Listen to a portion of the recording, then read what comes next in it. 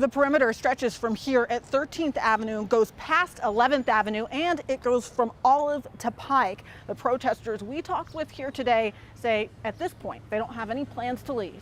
If you want to call it anything, it's the people's community. That's what this protester says, but today police say they're concerned about safety and their goal is to reopen the East Precinct. According to Assistant Chief Deanna Nolet, they've seen checkpoints where people are armed, and she says, quote, "We've heard of people ask for ID and that a business was told they needed to make a donation to be in the area." Rook, who has been staying here, says he has not seen that. It's not nothing aggressive or violent or nothing like that. We didn't come out here for any of that. He says the community is welcome, and while there's no one leader here, there is a unified message. That's what those faces on the walls, Black lives killed by the police. We want people to see that those lives matter. That's posted on the side of the East Precinct, and above, the sign now says Seattle People Department. Some are calling it Capitol Hill Autonomous Zone. When asked what it'll take to get protesters to clear the streets, Rook's answer was vague. We're hoping to see a better, if not system society altogether. The blocked off area is an obstacle for the fire department.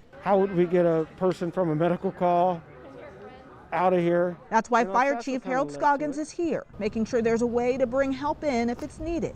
The barricades have become an urgent issue for Seattle city leaders, including Councilmember Andrew Lewis. I oversee, the mayor and the police department. I'm certainly going to be having conversations with them as this process unfolds. On Capitol Hill, Natalie Swaby, King 5 News.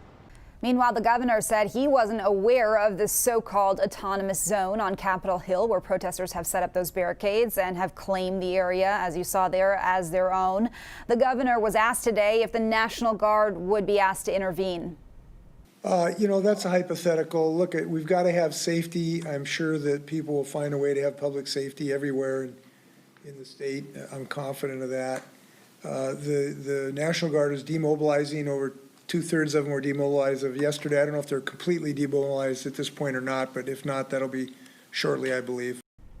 If the National Guard were to intervene, that request would need to come from the city of Seattle.